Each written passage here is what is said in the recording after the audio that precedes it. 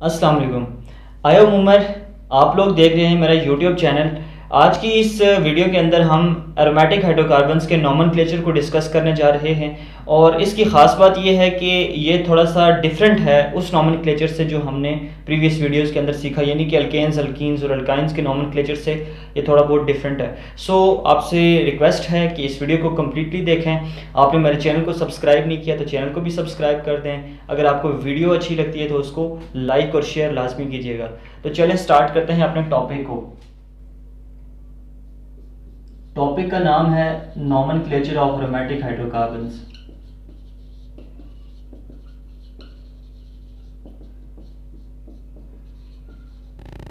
Nomenclature of aromatic hydrocarbons topic का नाम है।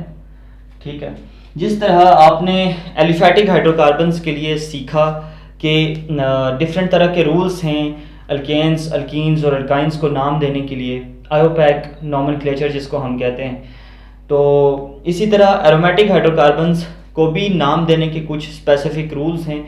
6 रूल्स हैं जो इस वीडियो के अंदर हम डिस्कस करेंगे। ठीक है, और रूल्स मैं लिखूंगा नहीं क्योंकि लेंथी हो जाता है। मैं सिर्फ एग्जांपल्स दूंगा और साथ में रूल को एक्सप्लेन कर दूंगा। इंशाल्लाह मुझे पूरा यकीन है कि आपको आसानी के साथ समझ आ जाएंगे। तो सबसे पहला रूल ये है, मैं उसकी एग्जांपल्स लिख देता हूँ कि यहाँ पर हम जिस नॉमेनक्लेचर को डिस्कस कर रहे हैं ना, वो पॉलीसाइक्लिक एरोमेटिक हाइड्रोकार्बन्स के नॉमेनक्लेचर को नहीं डिस्कस कर रहे। हम डिस्कस कर रहे हैं मोनोसाइक्लिक एरोमेटिक हाइड्रोकार्बन्स के नॉमेनक्लेचर को, यानी कि एक बेंजीन रिंग है और उसके साथ डिफरेंट सब्सटीट्यूएंट्स लगे हुए हैं, उनको कैसे नाम देना है। अगर बेंजीन हो तो सिर्फ बेंजीन ही नाम रखें, बेंजीन ना हो तो फिर क्या है, फिर हमें कुछ रूल्स को फॉलो करना पड़ता है उस स्ट्रक्चर को या उस हाइड्रोकार्बन को, उस एरोमेटिक हाइड्रोकार्बन को नाम देने के लिए। तो सबसे पहली बात कि जो सबसे पहला रूल है, सपोज हमारे पास मैं कुछ बेंजीन रिंग्स लिख देता हूँ यहाँ पर।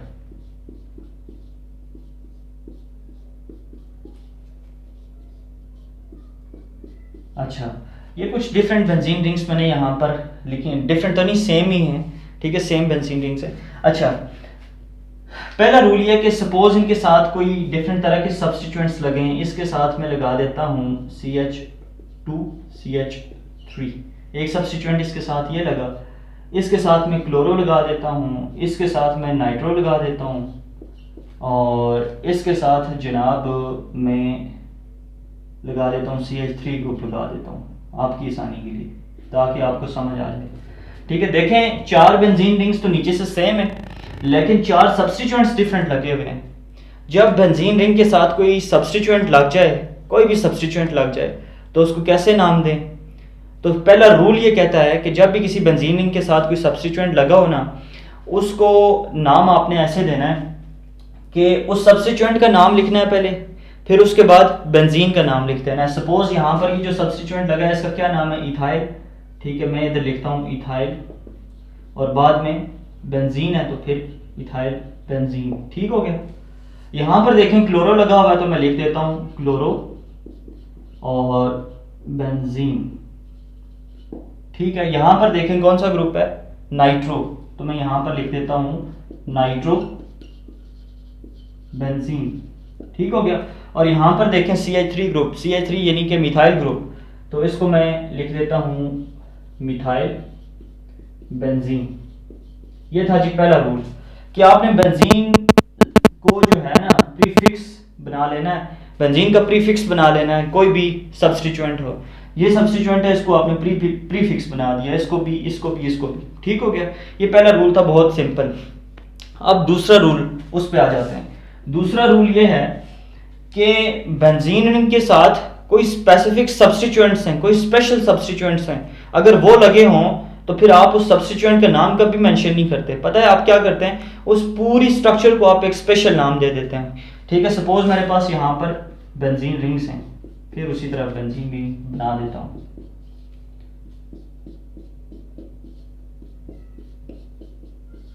ठीक है, ये 4 बेंजीन रिंग्स मैंने बनाई। ठीक है, पहला सब्सटीट्यूएंट ये स्पेशल सब्सटीट्यूएंट है जो मैं यहाँ पर लगा देता हूँ एक। दूसरा यहाँ पर मैं लगा देता हूँ OH, तीसरा लगा देता हूँ COOH, चौथा मैं लगा देता हूँ जी CHO। ठीक है, एक और बना देते हैं। आप बाद में ये ना कहें कि मैंने सारे बताए नहीं हैं, जो मेरे जहन में है वो मैं लिखता हूँ, NH2। ठीक है, ये बेंजीन रिंग्स हैं और इनके साथ ही कोई स्पेशल सब्सटीट्यूएंट्स अटैच्ड हैं। ठीक है, अगर ये सब्सटीट्यूएंट्स कभी भी बेंजीन रिंग के साथ लगे हो ना, फिर आप ऐसा नहीं करेंगे मिथाइल बेंजीन बोलेंगे या हाइड्रोक्सी बेंजीन बोलेंगे या कार्बोक्सिलिक बेंजीन बोलेंगे, ऐसा कभी नहीं होगा। आपने इनको देने स्पेशल नाम। ठीक है, इसको दे देते हैं, पता है जब CH3 ग्रुप लगा हो ना तो इसका स्पेशल नाम जो लिखते हैं वो ये है टोलुइन, TOLUENE। ठीक है, जो भी है। ठीक है, इसको आप कहते हैं जब OH ग्रुप लगा हो इसको आप कहते हैं फिनोल। ठीक है, इसको आप कहते हैं COOH ग्रुप लगा हुआ है तो एसिडिक ग्रुप है ना, तो इसको हम कहते हैं बेंजोइक एसिड। ठीक है, और यहाँ पर एल्डिहाइड ग्रुप लगा है तो मैं इसको लिख देता हूं बेंजल्डिहाइड। ठीक हो गया, और यहाँ पर NH2 ग्रुप लगा हुआ है तो इसको मैं लिखता हूं एनिलीन। ठीक हो गया। इस तरह के जब कोई ग्रुप्स लगे हो ना तो फिर उन ग्रुप्स को मेंशन नहीं करते एज अ प्रीफिक्स, फिर क्या करते हैं, फिर स्पेशल नाम देते हैं पूरे एरोमेटिक हाइड्रोकार्बन को। ये थे 2 रूल्स। तीसरे रूल पे आ जाएं। इन दोनों रूल्स में आपने देखा होगा कि सेम सब्स्टिट्यूएंट्स लगे हुए, सॉरी एक सब्स्टिट्यूएंट लगा हुआ है बेंजीन रिंग के ऊपर। क्या कभी ऐसा नहीं हो सकता कि बेंजीन रिंग के ऊपर एक से ज्यादा सब्स्टिट्यूएंट्स लगे हों? वो सेम सब्स्टिट्यूएंट्स भी हो सकते हैं, डिफरेंट सब्स्टिट्यूएंट्स भी हो सकते हैं। तो फिर उनको नाम देने का क्या तरीकाकार होगा? कोई रूल है जो इसको एक्सप्लेन कर? जी हाँ बिल्कुल, ये आपका तीसरा रूल है कि सपोज बेंजीन रिंग है मेरे पास ऐसे। ठीक है, थोड़ी छोटी बनाते हैं ताकि मैं नाम भी लिख सकूं। अच्छा, मैं कोई 2-3 बेंजीन रिंग्स बना देता हूं।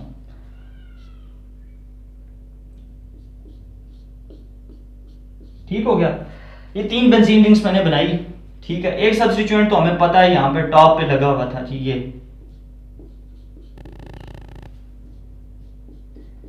अब बात ये है कि क्या एक ही सब्स्टिट्यूएंट वाले हमें हमेशा ऐसे ही बेंजीन रिंग्स को नाम देने होंगे जिनके साथ एक सब्स्टिट्यूएंट है? नहीं, ऐसा भी तो हो सकता है 2 सब्स्टिट्यूएंट्स लगे हों, सेम हो या डिफरेंट हो। पहले हम सेम की बात करते हैं।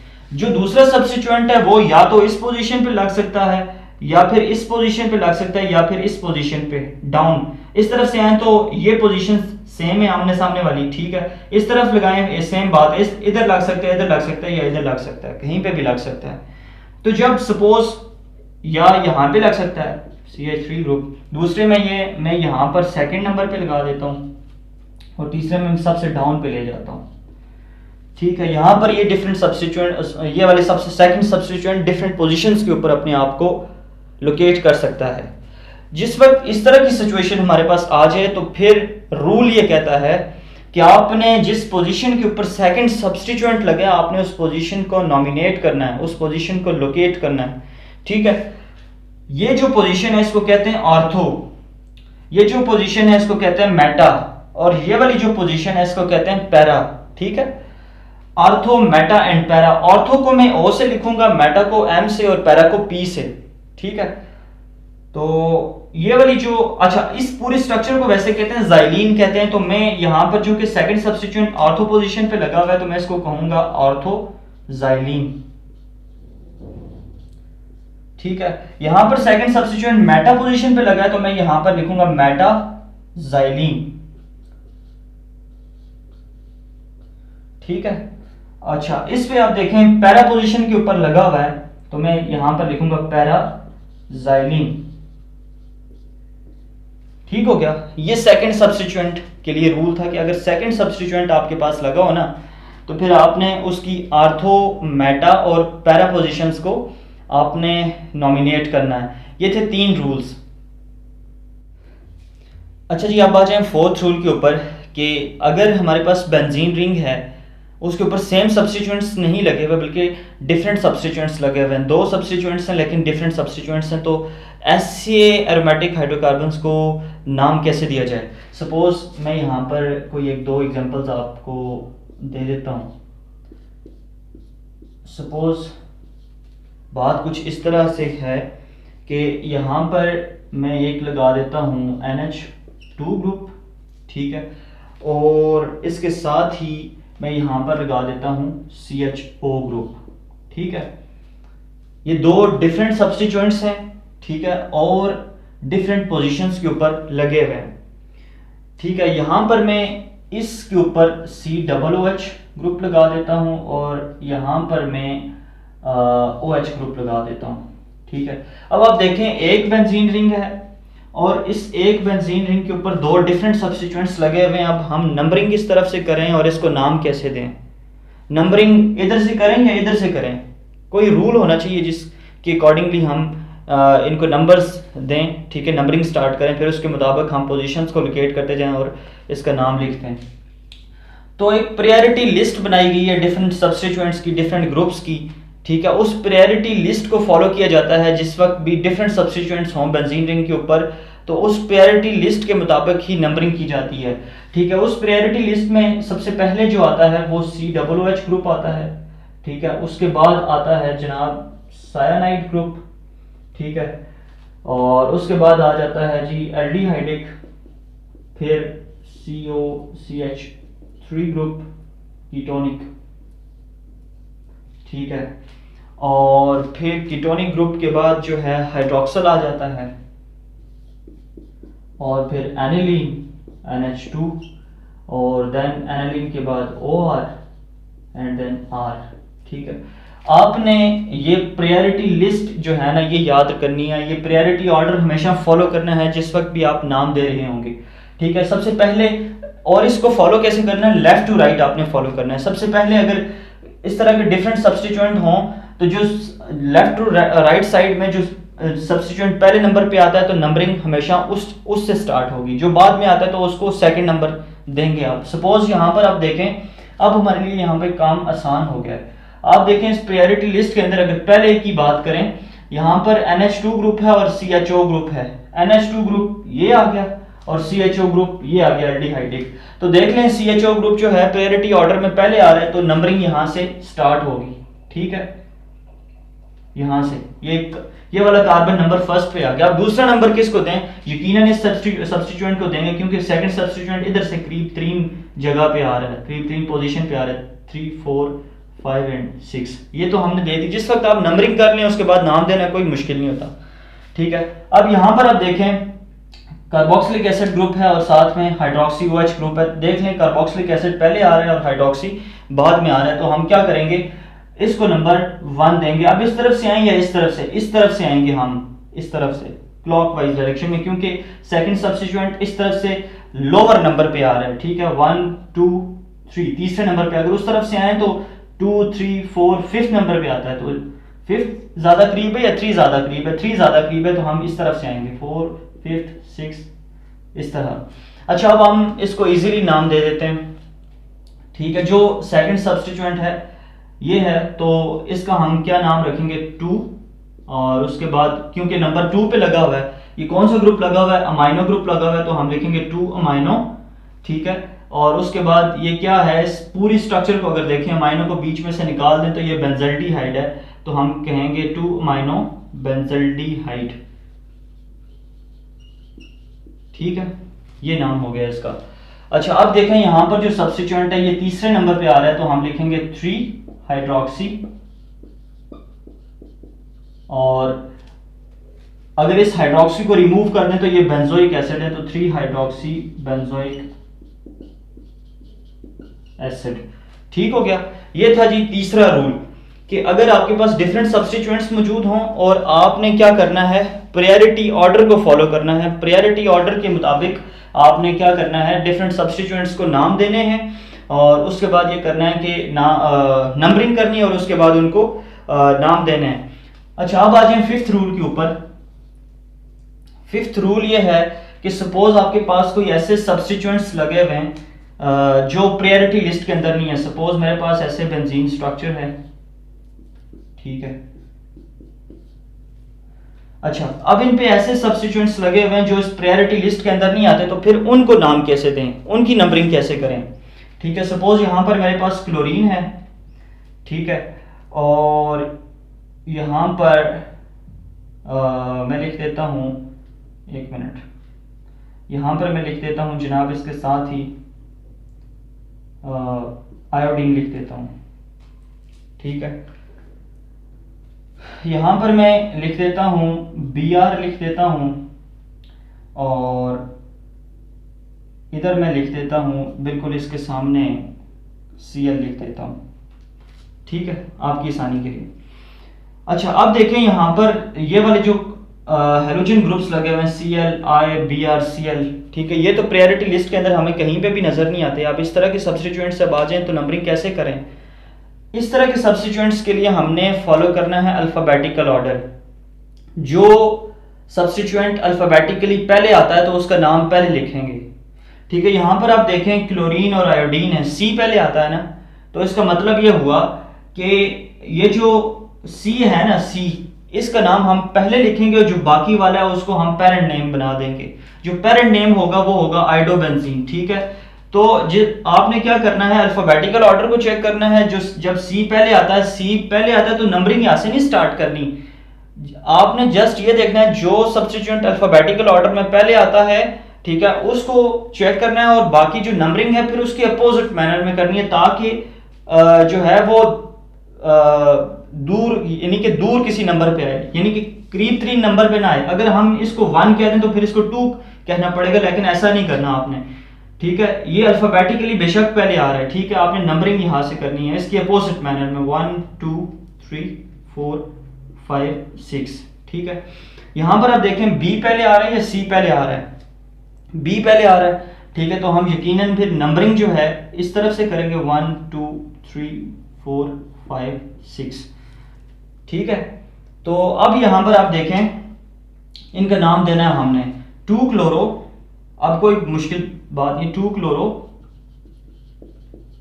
अच्छा, और आगे हम क्या देंगे, iodo benzene up to so on, ठीक है।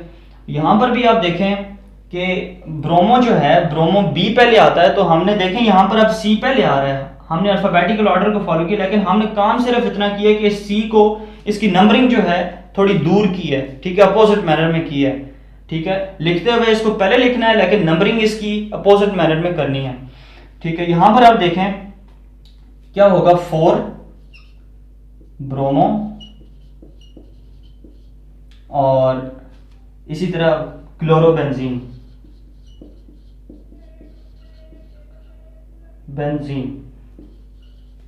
ठीक हो गया। ये तो थे जी 4 रूल्स कि आपने कैसे अगर आपके पास डिफरेंट सब्स्टिट्यूएंट्स आ जाएं तो एक तो प्रायोरिटी लिस्ट को फॉलो करना है, ठीक है, और प्रायोरिटी लिस्ट के बाद आपने, अगर आपके पास ऐसे कोई सब्स्टिट्यूएंट्स हैं जो प्रायोरिटी लिस्ट के अंदर मौजूद नहीं हैं, ठीक है, तो फिर आपने अल्फ़ाबेटिकल ऑर्डर को फॉलो करते हुए आपने उनको नाम देना है। ये 5 रूल हो गए। 6th और लास्ट वन हमारे पास ये एक आखिरी रूल है, वो ये है कि अगर हमारे पास बेंजीन रिंग के ऊपर कोई ऐसा सब्स्टिट्यूएंट लगा हुआ है जो उसको स्पेशल नाम दे रहा है, ठीक है, और 2 सब्स्टिट्यूएंट्स लगे हुए हैं, उनमें से एक सब्स्टिट्यूएंट ऐसा है जिसकी वजह से उसको स्पेशल नाम मिल रहा है, तो फिर हम इसको नाम कैसे देंगे? सपोज यहाँ पर मैं लगा देता हूँ OH, या यहाँ पर मैं, हाँ जी, OH लगा देता हूँ, ठीक है, और इसके साथ में यहाँ पर लगा देता हूँ Cl, ठीक है। यहाँ पर मैं लगा देता हूँ COOH, ठीक है, और यहाँ पर मैं लगा देता हूँ Br लगा देता हूँ, ठीक है। ये 6th रूल है कि अगर आपके पास कोई ऐसा 2 सब्स्टिट्यूएंट्स हों और उनमें से एक सब्स्टिट्यूएंट ऐसा हो जिसकी वजह से स्पेशल नाम मिल रहा हो, तो फिर उसकी नंबरिंग कैसे करनी है और आपने उसको नाम कैसे देना है। तो याद रखिएगा कि जो आपका स्पेशल नाम वाला जो सब्स्टिट्यूएंट होता है ना, जिस सब्स्टिट्यूएंट की वजह से स्पेशल नाम मिल रहा होता है, उसका नंबर 1 होता है, बाकी आपने एज इट इज फॉलो करना है। इसका नंबर 1 2 3। यहाँ पर आप देखें दूसरे नंबर पे आ रहा है ना क्लोरीन, तो इसका नाम क्या होगा? 2 क्लोरो, मैं इधर आगे लिख देता हूँ, पहले वाले का नाम लिखा 2 क्लोरोफिनोल, ठीक है। पहले वाले का नाम है जी हमारे पास 2 क्लोरोफिनोल, ठीक है। अब इसमें देखें तीसरे नंबर पे ब्रोमीन आ रहा है, तो हम इसका नाम क्या रखेंगे? 3 ब्रोमो बेंजोइक एसिड। ऊपर देख लें COOH ग्रुप लगा हुआ है, तो बेंजोइक एसिड, इस तरह से नाम देने हैं। ठीक है, तो ये था जी आज का टॉपिक है नोमेनक्लेचर ऑफ एरोमेटिक हाइड्रोकार्बन, जिसमें आपने सीखा कि कैसे हम डिफरेंट तरह के aromatic hydrocarbons, monocyclic aromatic hydrocarbons को नाम दे सकते हैं। ऐसे कौन से रूल्स हैं, 6 रूल्स हमने सीखे और बहुत ही आसान रूल्स थे, कोई इतने मुश्किल नहीं थे। अगर आपके किसी भी किस्म के कोई क्वेश्चंस हैं तो आप अपने क्वेश्चन कमेंट सेक्शन के अंदर ड्रॉप कर सकते हैं। वीडियो देखने के लिए आपका शुक्रिया। मिलते हैं अगली किसी इंटरेस्टिंग वीडियो के अंदर। अपना बहुत सारा ख्याल रखें। अल्लाह हाफिज़।